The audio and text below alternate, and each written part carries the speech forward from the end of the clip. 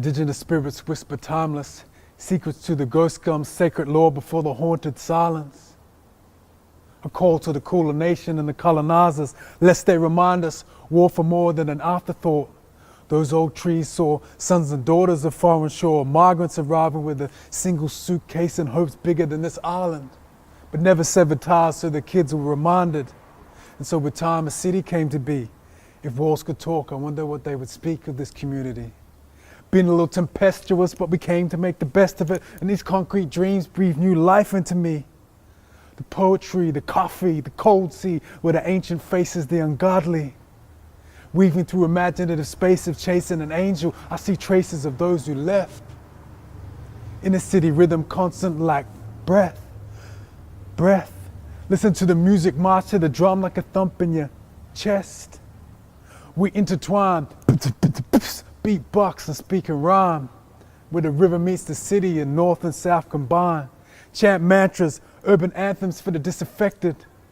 Eternal reflections from the margins, kill the noise and make a ghetto blaster armada. The fire starters, the fringe dwellers left of center, mingle with the inner city mixture of hipsters and trendsetters.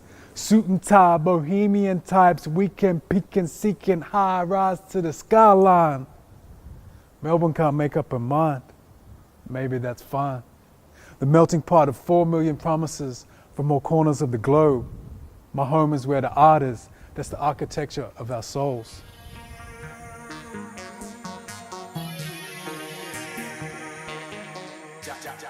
Yo, yo, Mr. Monk here, Liam Monkhouse, government name.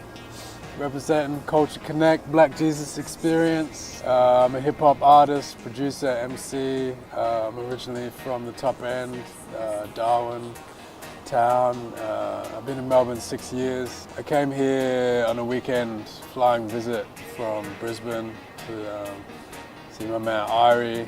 You know, I had such an amazing kind of immersive cultural experience here in Melbourne and connected with a lot of musicians quite quickly just over the course of a weekend. That kind of spawned the decision to move here permanently. The thing that made me feel at home in Melbourne was like the sense of community, like especially in the music community. It's quite tight-knit, creative group of people, you know, doing some original things, you know. Here you have your different relative kind of subcultures of hip-hop, jungle, drum and bass, electronic music.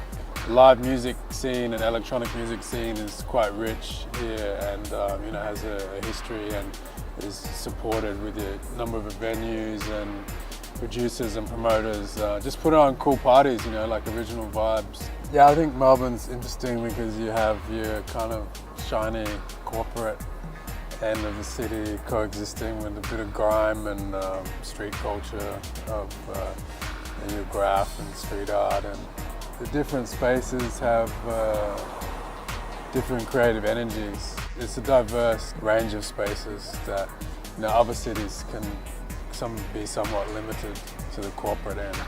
Melbourne's good for that.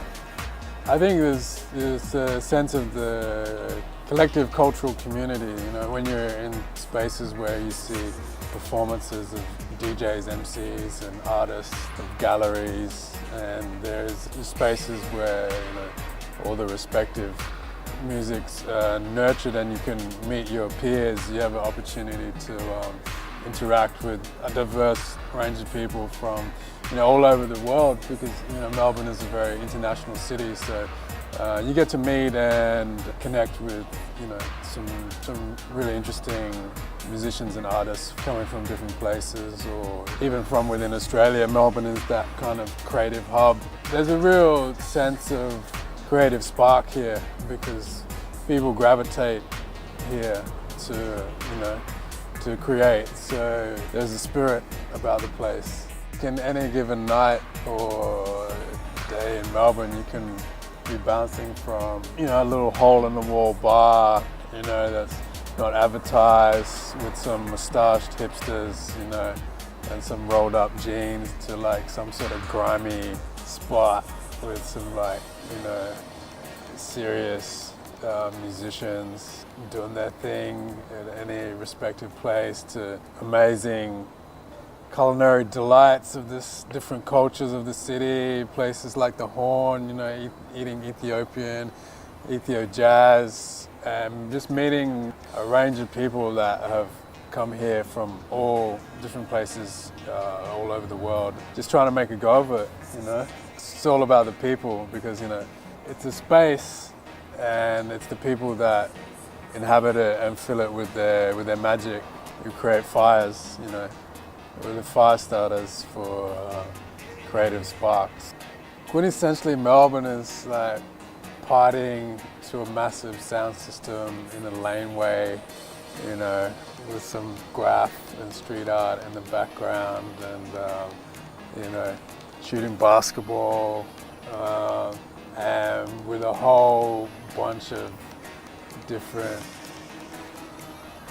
people from all different respective subcultures, but just getting loose to some beats and bass, that crossover of cultures and scenes, the mishmash of people and generations and demographics. My approach to writing is just like my approach to life. It's just freestyle, you know. I'm just making it up as I go along, you know. It's the way that inspiration and topics swirl within your consciousness. Whatever's going on in your life are going to manifest in your writing, and you know, that can be from like immediate things that you're passionate about, from like relationships, emotional shit, to like the state of capital P politics and, you know, the general disarray of the world and you know, humanity. It has to be natural, you know, it's just a spark,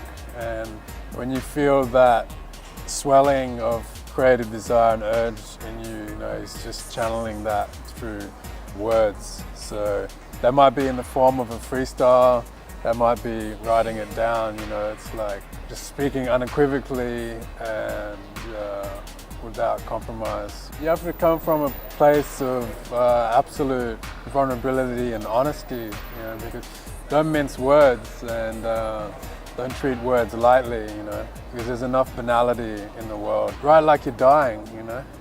Chilling on the chessboard, life's like a chess game. Checkmate until the next plate. On and on until the point of infinity. Writing, seeking that inner divinity.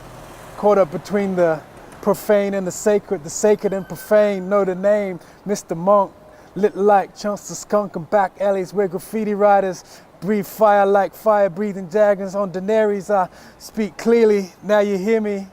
I can see clearly now, the rain is gone, the pain is gone. Embedded in the song, I speak unequivocally, lyrically, the lyrical miracle.